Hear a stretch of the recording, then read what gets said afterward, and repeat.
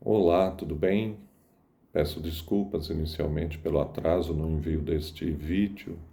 Imprevistos acontecem e temos que aprender a lidar com eles. Mas rogando a Jesus e seus mensageiros que nos ajudem, nos iluminem, auxiliando na compreensão desses temas que não são usuais no nosso dia a dia e, portanto, se tornam um pouco difíceis, mas são necessários para o nosso equilíbrio maior e o prosseguimento da vida. Para efeito didático, tratando dos temas hoje propostos, para efeito didático, vamos dividir a nossa trajetória evolutiva em 3 fases. A primeira fase vai do surgimento do nosso espírito até o atingimento da fase hominal. Essa fase durou, segundo o espírito André Luiz, no livro Evolução em Dois Mundos, cerca de mais ou menos 1,5 bilhão de anos. Durante esse período, o princípio espiritual estagiou nos diversos reinos da natureza, o reino mineral, o reino vegetal, o reino animal, adquirindo conhecimentos, estruturando a sua mente, conseguindo assim, pouco a pouco, avançar no caminho da aquisição da consciência. A consciência é a consciência de si mesmo, da sua vida, da sua realidade, porque até então ele não tinha essa consciência.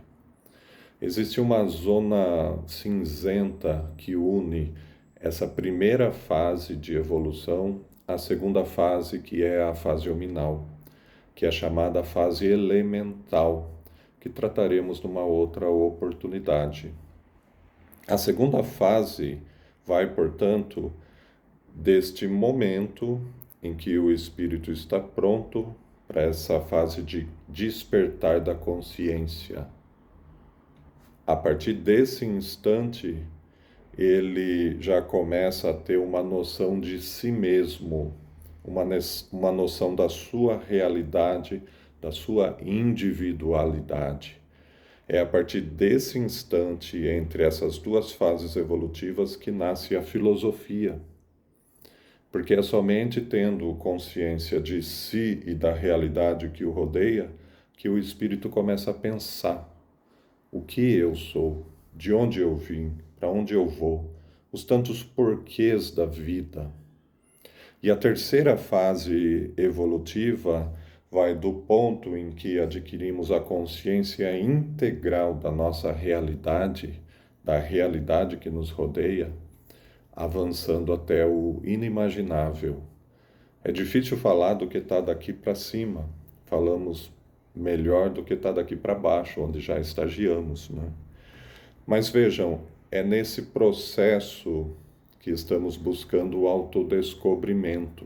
Estamos nessa segunda fase, buscando o despertar e a ascensão da nossa consciência. Autodescobrimento é diferente de reforma íntima. Estamos acostumados a falar em reforma íntima, mas autodescobrimento é diferente. Quando falamos em reforma íntima, normalmente estamos nos referindo a alterações no nosso comportamento, o modo de pensar, o modo de agir. Autodescobrimento significa um despertar lento da consciência. Autodescobrimento significa a aquisição de um conhecimento maior da nossa essência imortal, da intimidade do nosso ser. É um mergulho nesse imenso oceano que esconde tesouros, como dissemos nessas nossas mensagens durante a semana.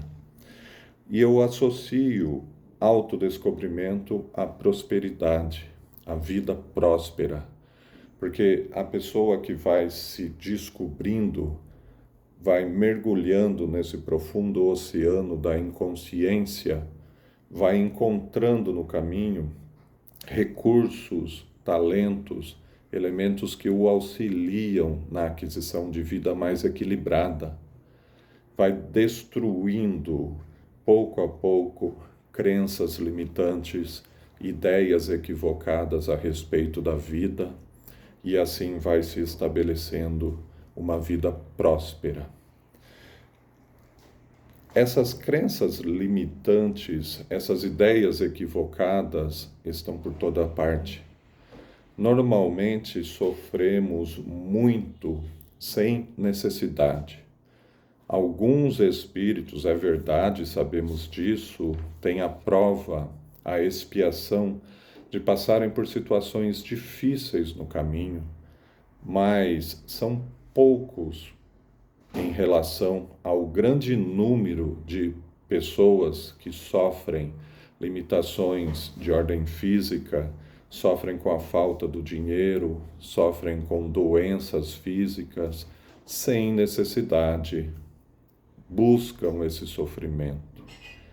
Na essência, vamos perceber, segundo as orientações, as informações dos espíritos que falam a respeito, é a nossa própria consciência mais íntima, é o espírito imortal que habita em nós, que atrai essas questões dificultosas no nosso caminho, buscando despertar a nossa consciência, buscando atrair a nossa atenção para esse mundo íntimo.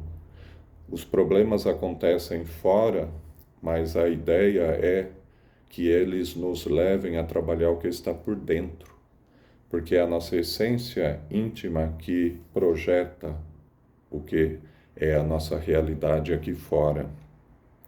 Então, esses equívocos estão na interpretação de muitos dos ensinos que Jesus nos deixou. E um desses ensinos é aquele que compõe o Sermão do Monte: bem-aventurados os aflitos, bem-aventurados que sofrem, dito por Jesus. Nem todos os sofredores são bem-aventurados, porque muitos, como disse, sofrem porque querem sofrer. Não sofrem porque isso está como prova ou expiação no seu caminho. Sofrem porque não se utilizam dos recursos próprios que a divina providência já colocou na nossa intimidade, na busca de uma vida melhor. Então, não é o sofrimento em si que traz mérito ao homem, não é o sofrimento em si um distintivo, um critério de ascensão aos céus. É a nossa atitude, a nossa conduta diante do sofrimento, porque todo mundo sofre, todo mundo tem motivos de dor no seu caminho, mas todos vamos buscando superar, e esses momentos de dificuldade nos tornam mais fortes. Aqueles que não estão preparados caem, padecem nesses momentos de desânimo e caem. E as quedas são momentos terríveis para muitos. Então todos nós temos que refletir melhor nas interpretações que fazemos dos ensinamentos do Evangelho de Jesus, que na essência são para o nosso despertamento. O Evangelho está para o despertamento da nossa consciência, como falaremos nos nossos vídeos das terças-feiras. Essa ideia do mundo íntimo projetando o nosso mundo exterior, hoje está bastante divulgada na obra de Joana de Ângelis, na Psicologia Espírita, que utiliza elementos colhidos na doutrina, né, nos ensinos de Carl Gustav Jung, mas que necessariamente não quer dizer que os ensinos desse estudioso são a doutrina espírita. Joana de Ângelis se utiliza de muitos recursos desses ensinos, muitas definições, teorias, porque são as que mais se assemelham, que nos dão uma noção, que nos ajudam a compreender um pouco mais sobre a psicologia espírita. Mas esta é muito mais profunda, porque retratam um ser imortal. E é pouco a pouco que vamos descobrindo mais a respeito disso. A psicologia espírita é um braço da filosofia espírita. A filosofia é de todos os tempos, como dissemos. A filosofia é desde a época em que passamos a refletir, do início da nossa ascensão consciencial. Então nós temos verdades disseminadas no tempo, na história da humanidade. Muitos livros antigos falam de coisas que estamos estudando hoje no Espiritismo. E às vezes ficamos surpreendidos de perceber, em muitas passagens, ensinos que parecem mais aprofundados do que aquilo que estudamos na casa espírita. Existe um livro indiano que é o Mahabharata. Esse livro, que é conhecido como o maior poema do mundo, traz uma de suas partes integrantes, uma canção, que é o Bhagavad Gita, que retrata a história do príncipe Arjuna em luta por território, pelo reinado, e nessa luta ele está confrontando grupos armados parentes seus, grupos armados da própria família.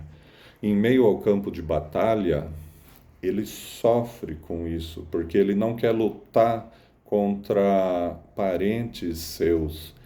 Parece que ele está lutando contra si mesmo, e ele sofre com isso. Joga seu arco e flecha no chão e diz que não vai lutar. Quando assim aparece para ele o espírito Krishna, que é uma divindade da Índia, né? Krishna aparece para ele e o conduz nesse caminho, encontro à verdade. Krishna revela para ele questões relacionadas à natureza da nossa alma, as dimensões da realidade, os caminhos de libertação, o convence a lutar. Fala da necessidade dessa luta. O povo indiano, principalmente os mais exaltados, se utilizou dessa canção para tentar embutir nos seus conterrâneos, né? Para tentar embutir a ideia da necessidade da luta armada para a ascensão do seu país. Mas foi Gandhi, no seu espírito pacífico, que percebeu que a canção não se referia a isso, porque o Bhagavad Gita retrata a ideia de uma luta interior, uma luta no mundo íntimo da pessoa. Não está se referindo a uma luta armada no campo físico, está se referindo a uma luta necessária na intimidade da pessoa. É uma luta dele consigo mesmo. E por que disso? O que essa lição nos faz pensar? Que ainda somos espíritos fragmentados mentalmente. A nossa mente ainda não é algo integral, não é algo essencialmente completo. Está fragmentado em partes. E é, de fato, a ideia de que essas partes lutam entre si pelo controle do todo. Como já dissemos nessa semana, demos a ideia, numa das mensagens que enviamos, o Carl Gustav Jung e Joana de Ângeles explora bastante esse exemplo, falava em duas partes em nós. Vamos didaticamente pensar nessas duas partes. Depois vamos desenvolvendo outras questões, outras partes integrantes da nossa mente. Mas essas duas partes são o consciente e o inconsciente. E ele retrata que o nosso consciente é comparado a uma pequena rolha. Essa rolha flutuando num imenso oceano. Esse oceano é o nosso inconsciente. O nosso consciente somos nós. É a nossa realidade hoje. Somos nós pensando. Esse que está me ouvindo, que está refletindo a respeito do que eu estou falando, é o consciente. O inconsciente em nós não temos acesso, mas ele reflete seus efeitos no consciente. porque como fala o Bhagavad Gita, é uma luta. E como dissemos nessas mensagens durante a semana, a falha de comunicação entre essas duas partes cria distonia, cria os conflitos, cria no nosso caminho a projeção das dificuldades, a projeção da doença. Quando passarmos a sintonizar melhor essas duas partes, harmonizar, entrar num equilíbrio, a nossa vida vai projetar esse equilíbrio. A nossa vida vai refletir esse equilíbrio com mais saúde, com mais prosperidade. A prosperidade vem natural da utilização de recursos íntimos que todos nós temos e do desmanche de conflitos íntimos que nos perturbam, que nos fazem, às vezes, não enxergar oportunidades, dificultando o nosso caminho, dificultando a nossa caminhada no mundo. Mas, como eu disse, as ideias do consciente e do inconsciente são exploradas por Jung e por Joana de Ângeles, que trazem à tona a ideia de duas personagens centrais. O self, que é de fato o dono da casa, o self, que é o gerente do todo, a mente toda, tem como centro o self, que é o ser integral, que é o espírito imortal em evolução, e o ego. O ego é a nossa consciência atual.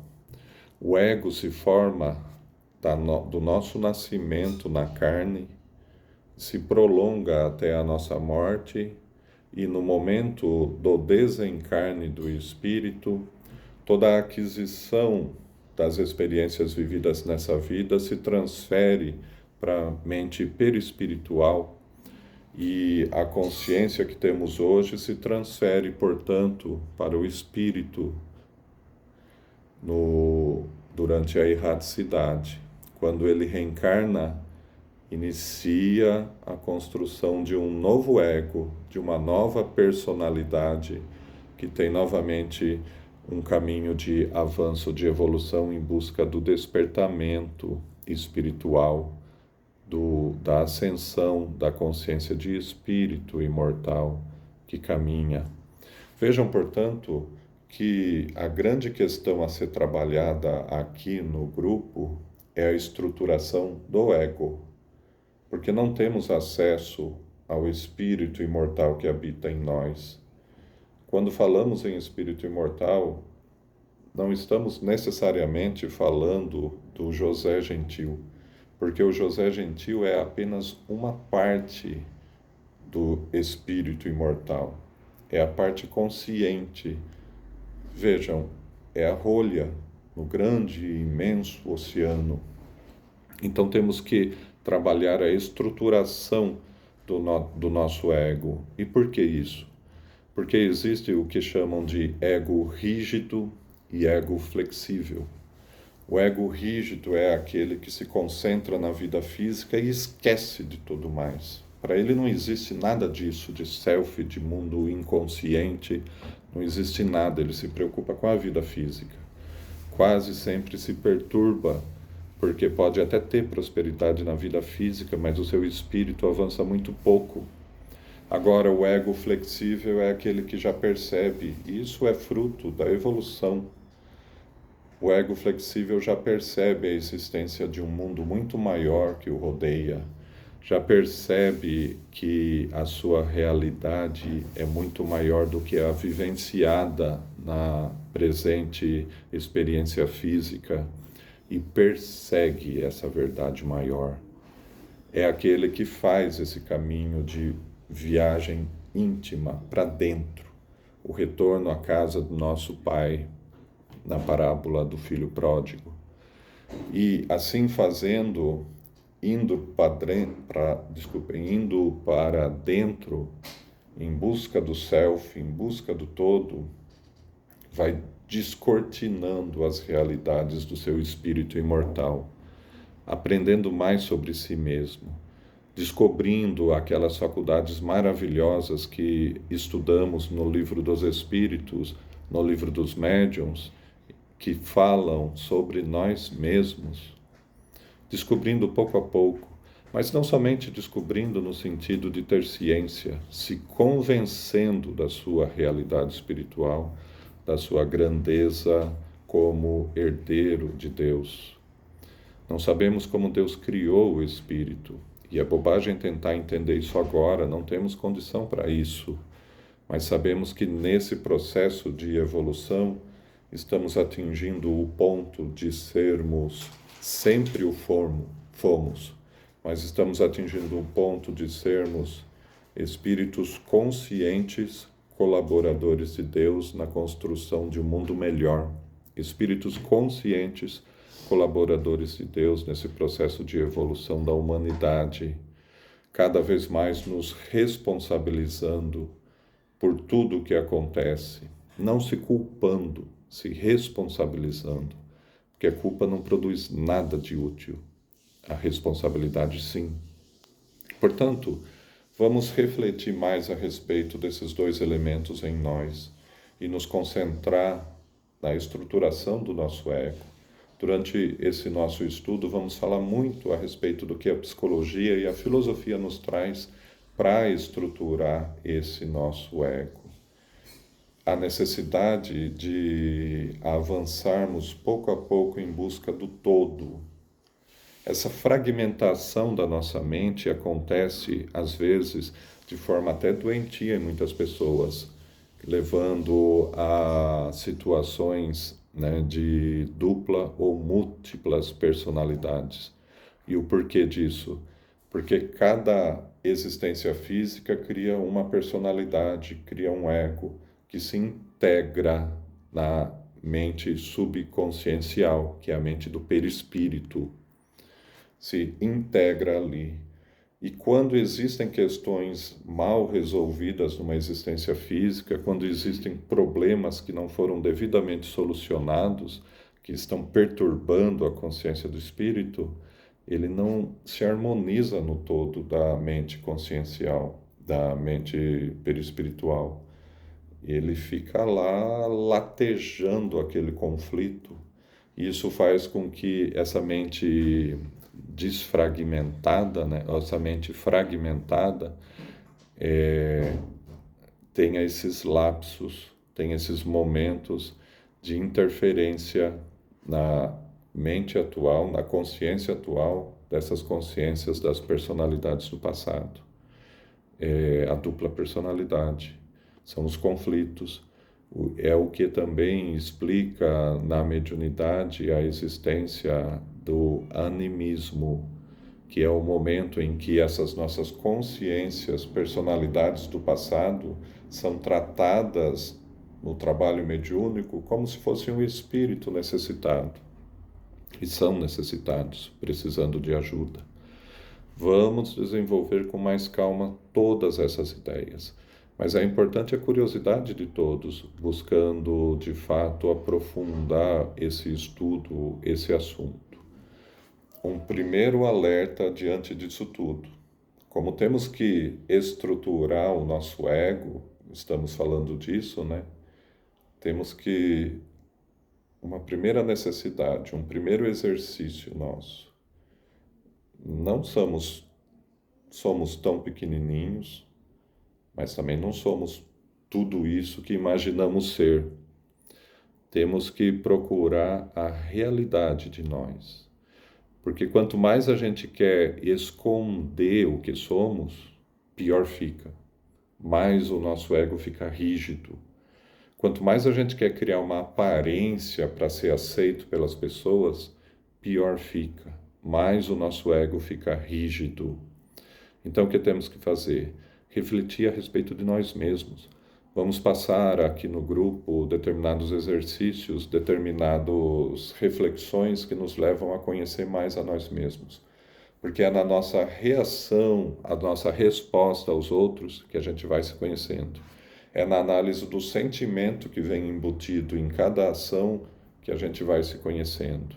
É na análise dos sonhos, dos atos falhos, que pouco a pouco a gente vai se conhecendo. E o que é tudo isso? É o espírito imortal querendo se comunicar em harmonia com o ego. Quando os dois se comunicarem em harmonia, vai haver a situação que em psicologia é chamada de individuação, que persiste até o momento em que novamente se desequilibra nesse caminho, nesse campo largo da nossa evolução. Então, esse nosso primeira reflexão, o tamanho, o que somos hoje, o tamanho do que somos. Veja, algumas coisas a gente tem que pensar. No Evangelho segundo o Espiritismo, o Espírito deixa bem claro para nós, aliás, aqui uma fala do Kardec a respeito das mensagens do capítulo 3, há muitas moradas na casa do meu pai. E quando ele fala da Terra, ele diz assim, faríamos uma ideia muito falsa da população de uma grande cidade se a julgássemos pelos moradores dos bairros mais pobres e sórdidos. Num hospital, só vemos doentes e estropiados. Numa galé, vemos todas as torpezas, todos os vícios reunidos. Nas regiões insalubres, a maior parte dos habitantes são pálidos, fracos e doentes. Pois bem, consideremos a Terra como um arrabalde, um hospital, uma penitenciária, um pantanal, porque ela é tudo isso a um só tempo, e compreenderemos por que as suas aflições sobrepujam os prazeres. Porque não se enviam, vejam isso, porque não se enviam aos hospitais as pessoas sadias, nem às casas de correção os que não praticaram crimes, e nem os hospitais, nem as casas de correção são lugares de delícia. Quer dizer, se a gente está aqui, não é porque somos já espíritos puros. Então temos que ter essa consciência, essa humildade do nosso tamanho de evolução. Somos ainda espíritos necessitados, imperfeitos, buscando mais equilíbrio. Sabe, nada de se achar o melhor, porque essa ideia é extremamente doentia para o ego, para o espírito, né? Traz um grande prejuízo. E por quê? Porque não se consegue ensinar nada a quem acha que já sabe tudo, porque não se consegue ajudar com efetividade quem acha que não precisa de ajuda. Então vamos nos abrir um pouco para isso tudo. Vamos nos abrir um pouco para essa nossa tarefa de buscar mais equilíbrio, nessa tarefa de realmente trazer para a nossa vida mais luz, mais consciência. Que Jesus nos abençoe e nos ilumine nessa trajetória. Eu sei que todo esse material, ele leva a reflexões necessárias, às vezes é difícil digerir tudo isso de uma vez, por isso a nossa ideia é trazer pouco a pouco, como eu disse, essas reflexões, mas exercícios. A meditação é importante, como ressaltamos nessa semana, a prece é extremamente importante, como disse no vídeo anterior, aquele processo mesmo de, na prece, buscar essa viagem íntima para dentro de nós, buscar essa essência. O Krishna, que ajudava o Arjuna, o príncipe Arjuna, na história do Bhagavad Gita, o Krishna era conhecido como o Cristo indiano. O nosso self, a essência de nós mesmos, que está lá dentro, está em nós, faz parte. A nossa mente é esse todo, é esse self, é esse nosso consciente, o José Gentil hoje. Essa nossa intimidade, esse self nosso, é o nosso Cristo interno. E por que a gente fala, vocês vão ver, se analisarem a psicologia hoje, falando desse Cristo interno. a nossa essência é igual em todos. Vejam, a essência íntima de Jesus, o self de Jesus, é igual ao seu self. É igual ao self do criminoso de hoje, do assassino de hoje. Porque essa essência íntima, o self, foi formado naquele 1,500 bilhões de anos. Ele em si é o fascículo da luz de Deus. Ele em si está pronto. Qual a grande questão da evolução? O que estamos evoluindo? O que estamos estruturando então? O nosso consciente é esse corpo de interação do espírito imortal que lhe dá individualidade, que lhe dá a condição de agir, interagir no mundo. Estamos estruturando e evoluindo o nosso consciente. Por isso que temos que trabalhar a partir de agora com essa ideia de que o que importa para nós, trabalhar o que somos hoje, mas não somente no sentido de reforma íntima, reformando o comportamento, no sentido de autodescobrimento, reformando ou descobrindo os recursos que jazem aqui dentro, dormitam aqui dentro. Então todos temos, por herança divina, a grandeza em nós. Vamos refletir pouco a pouco essa luz. Olha Jesus dizendo, né? Não cubram a luz, abram, expandindo essa luz para o mundo. Vamos descobrindo pouco a pouco como fazer isso, porque chega um momento que é impossível esconder uma cidade edificada sobre um monte, diz Jesus. E esse momento é agora. Esse momento é agora em que a gente sente essa pressão interna dessa luz querendo sair. E a gente pode ajudar isso a acontecer, e isso vai mudar a nossa vida com toda certeza. Que Jesus nos abençoe e aguardo todos vocês no nosso próximo vídeo. Fiquem todos com Deus.